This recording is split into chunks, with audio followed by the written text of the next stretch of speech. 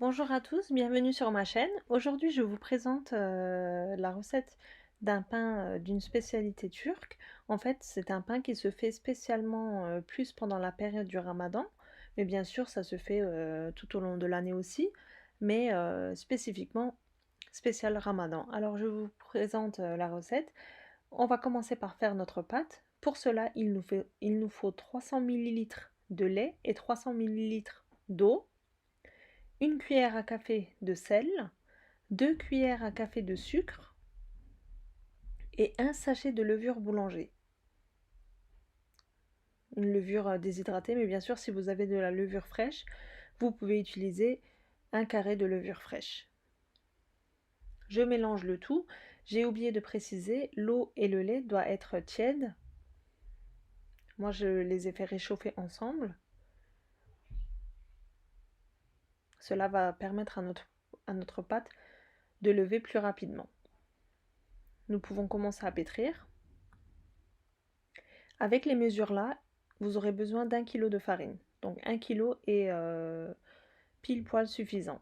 Parce qu'il faut avoir une pâte qui colle au doigt. Car si vous faites une pâte très dure ou une pâte qui ne colle pas au doigt, ben vous n'aurez pas un pain moelleux. Il sera dur même après la cuisson. Donc c'est pas ce qu'on veut. Au contraire, il faut qu'on ait un pain bien moelleux, bien aéré. C'est pour ça il faut que la texture de notre pâte soit assez collante. Donc veuillez respecter les mesures. Voilà, au bout de 5 à 7 minutes de pétrissage, vous pouvez très bien réaliser la pâte à la main. On obtient une pâte bien élastique, mais qui colle au doigt, comme vous le voyez. Maintenant, je la recouvre d'un sachet et je laisse reposer à peu près 30 à 40 minutes, tout dépend de la température de votre pièce. Au bout de 30 minutes, ma pâte a bien levé, comme vous pouvez le voir. Je vais la diviser en 3 pâtons. Bien fariner votre plan de travail, car c'est une pâte qui colle assez. C'est une recette super simple qui ne demande pas beaucoup de temps, pas beaucoup de technique. Vraiment super simple, efficace. N'hésitez pas à la reproduire chez vous aussi. Donc je forme mes 3 pâtons et je vais laisser reposer à peu près 10 minutes. Je les recouvre pour pas qu'il n'y ait de croûte sur la pâte, pour pas que la pâte soit sèche sur le dessus. Et je laisse reposer 10 minutes. Pendant que mes pâtons reposent, je vais préparer la sauce que je vais mettre dessus. Alors j'ai à peu près 2 cuillères à soupe de yaourt nature. Je mets un œuf entier et je vais verser 2 cuillères à soupe d'huile. Là, moi, j'utilise de l'huile de tournesol. Cette sauce va permettre à notre pain d'avoir une belle dorure.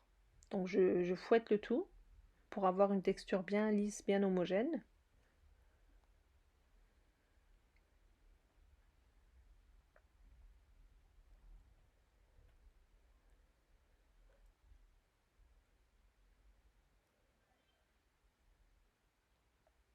Au bout de 10 minutes, mes pâtons ont bien gonflé, comme vous le voyez. Donc là, je prends mon plateau du four et je verse directement ma boule sans farine, sans rien. On n'utilise plus de farine à ce stade. Si vos mains collent beaucoup, trempez vos doigts dans la sauce et aplatissez la pâte à l'aide de la sauce. Ça vous évitera d'utiliser de la farine. Et légèrement, en appuyant, on donne la forme à notre pain. Il faut que ça soit une épaisseur à peu près de 1,5 cm, 2 cm. Ne la faites pas trop fin ni trop épaisse, parce qu'elle va quand même gonfler à la cuisson aussi. Vous n'avez même pas besoin d'un rouleau à pâtisserie, les doigts font l'affaire comme vous le voyez.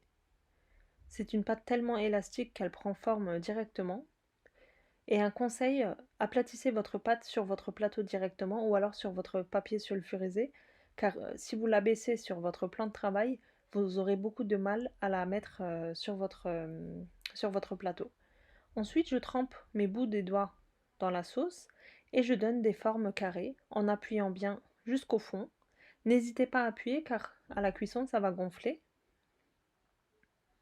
On fait cela pour avoir notre belle forme. Et si ça colle aux doigts, ben vous n'hésitez pas à retremper vos doigts dans la sauce.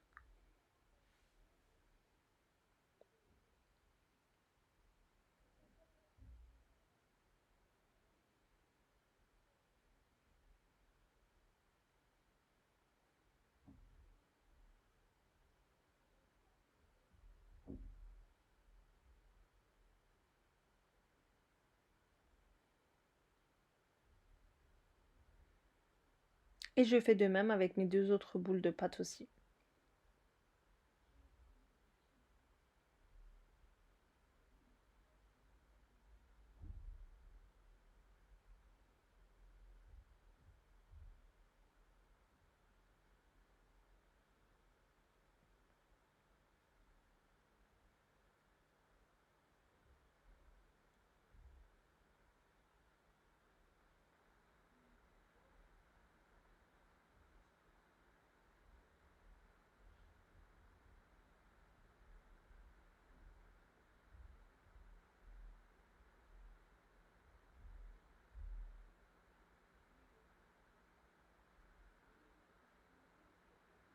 Voilà, mes 3 pains sont prêts.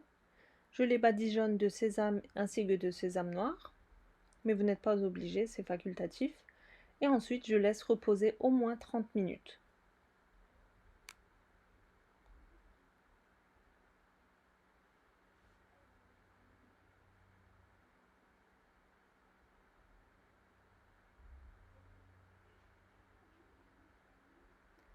J'ai préchauffé mon four à 230 degrés. Dans le fond de mon four, je mets une toute petite bassine d'eau. Cela va permettre à notre pain d'avoir une meilleure cuisson. Et j'enfourne mon pain pour à peu près 20 minutes à 230 degrés. J'ai mis ma plaque en dessous de la grille du milieu. Moi, chez moi, ça a duré 20 minutes, mais vérifiez la cuisson, il faut que le dessus ainsi que le dessus soient bien dorés.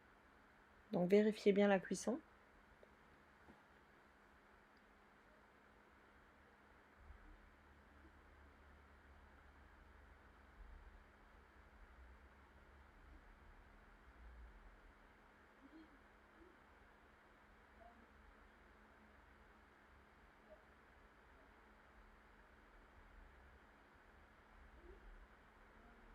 Voilà mon pain au bout de 20 minutes. Il a très bien doré. Il est extrêmement moelleux déjà rien qu'à la sortie du four. Donc une fois sorti du four, j'enfourne mon deuxième plateau. Pareil pour 20 minutes. Et une fois que mon pain est sorti du four, tout de suite, je mets dessus un torchon propre. Comme ça, il va être extrêmement moelleux. Voilà, notre pain est refroidi. Il a bien doré des deux faces. Et il est extrêmement moelleux. Comme vous pouvez le constater.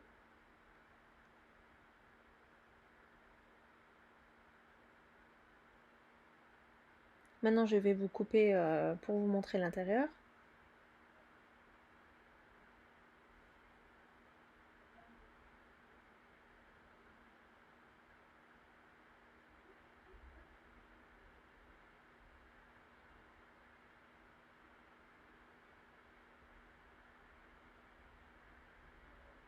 Il est excellent. Et vous pouvez très bien congeler cette recette de pain. À la sortie du congèle, ben, ça sera comme si vous venez de le faire. En fait, si vous voulez, vous pouvez le réchauffer au four, au micro-ondes ou alors le laisser décongeler tout seul. Il sera extrêmement moelleux comme si vous venez de le faire. Alors je vous montre comment moi je le mets au congélateur. Je coupe mon pain en 4 et je mets chaque petit morceau dans un sachet de congélation. Comme ça je sors au besoin.